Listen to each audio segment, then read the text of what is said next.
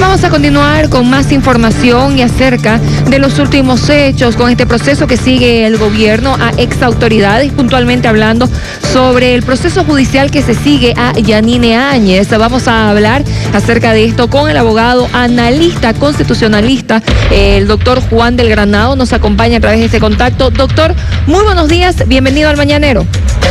Hola, ¿cómo estás? Buen día. Buen día, gracias por atendernos, doctor. Queremos que nos pueda hacer un análisis de esta situación y quizás ir resolviendo algunas dudas que existen sobre este caso.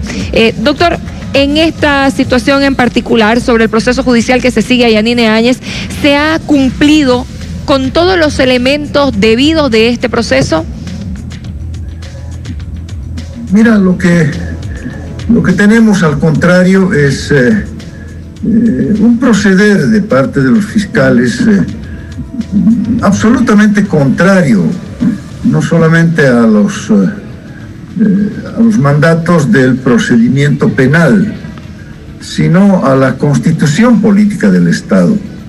De ahí viene la gravedad de lo que está ocurriendo y, esta extendida preocupación que se ha generado en el país, donde se ha vuelto a confrontar las posiciones, donde se han vuelto a polarizar las fuerzas y donde, claro, ha vuelto este ambiente de incertidumbre en el que, sin embargo, sigue actuando el gobierno, seguramente a través de los fiscales, en contra de, te decía, las garantías constitucionales. Uh-huh.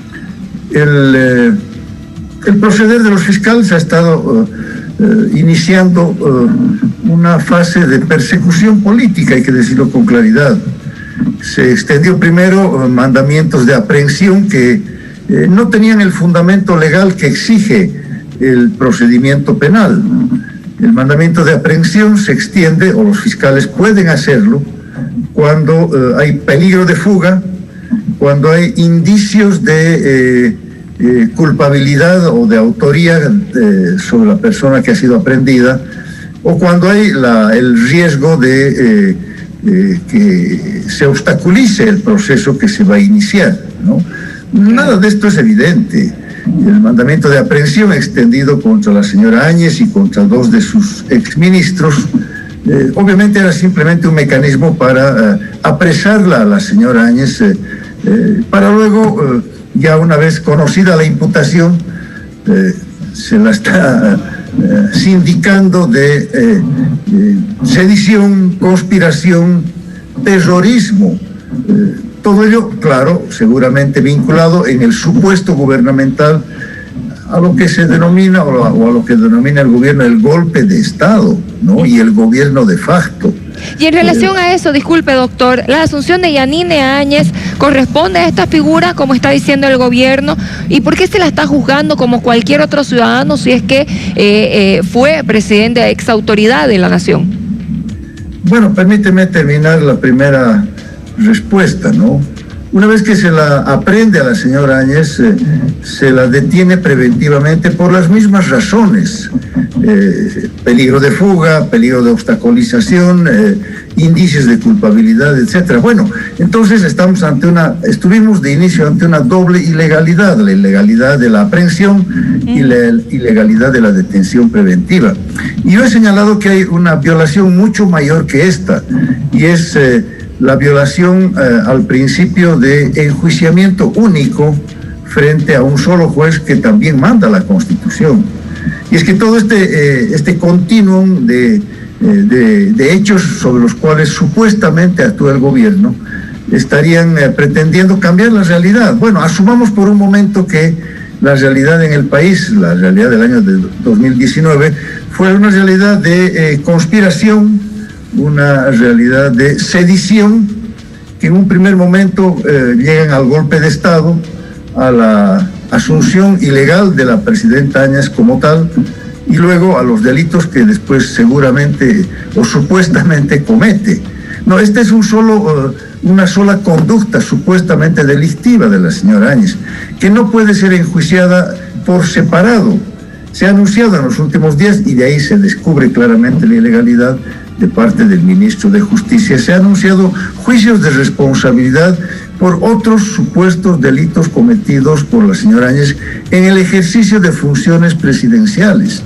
Bueno, entonces están separando con juicio de responsabilidades esos otros supuestos delitos de estos anteriores, que son la conspiración, que son la sedición, supuestamente, te reitero, el terrorismo, que los han denunciado ante los fiscales. Esto no puede ser, tiene que haber un solo enjuiciamiento si es que efectivamente se han producido los delitos. Y esto no solamente lo dice la Constitución, sino lo dice nuestra jurisprudencia nacional.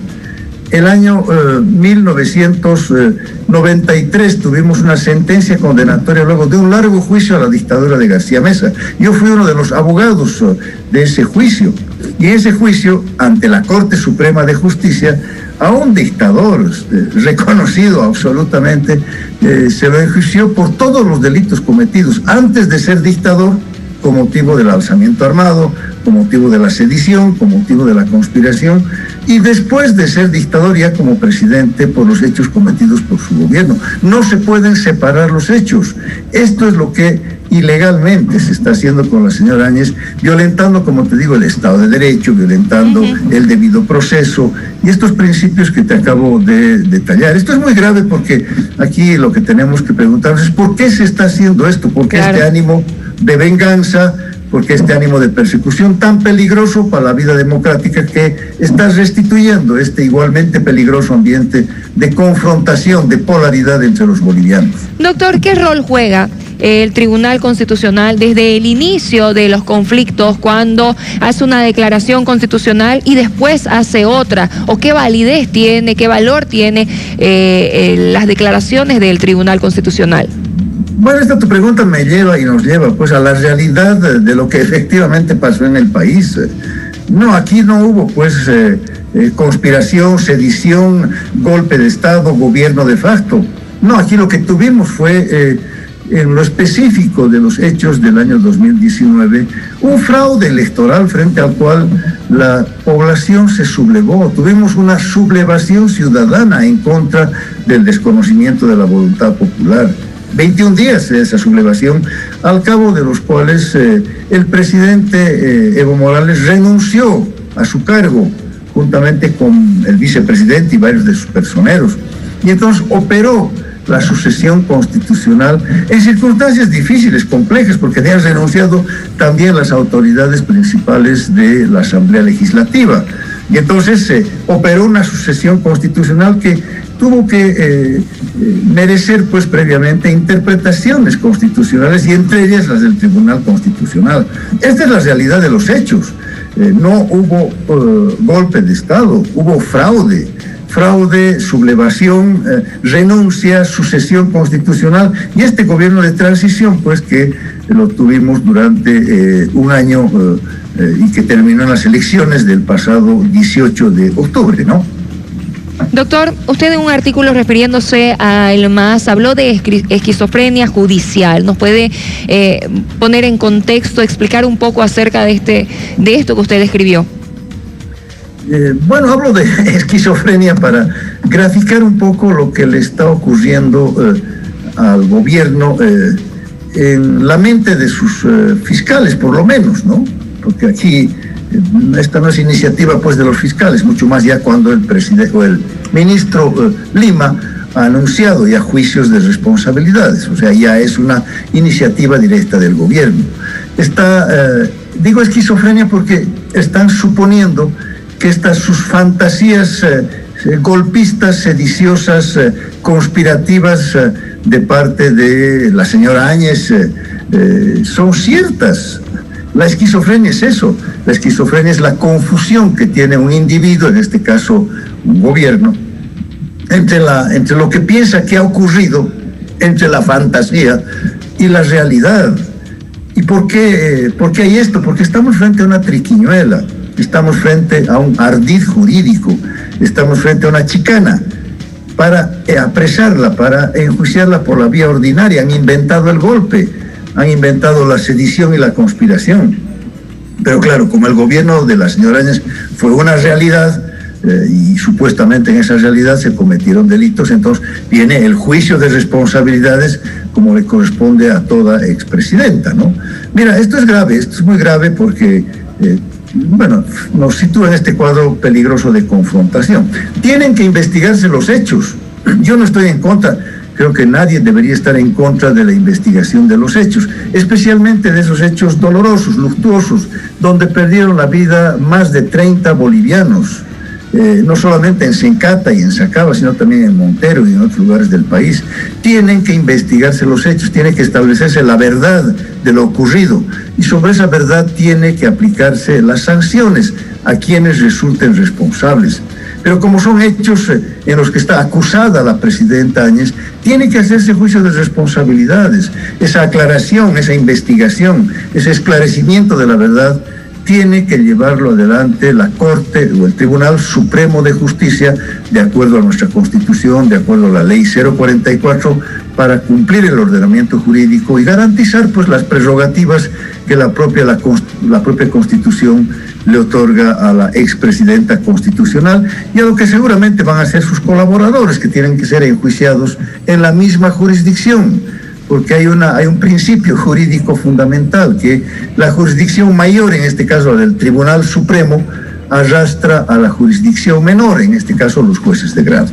Perfecto, doctor, le queremos agradecer por su tiempo. Entendemos de que hay mucho por hablar y analizar qué es lo que queremos, ¿no es cierto? Hacer un análisis para las familias que nos acompañan, para la población en general, de la situación que estamos viviendo actualmente en el país. Le agradecemos, sí, por esta parte de su tiempo, por ayudarnos a entender el contexto en el que estamos y, bueno, esperamos estar en contacto en una próxima oportunidad. Gracias. A ustedes, con mucho gusto. Hasta luego.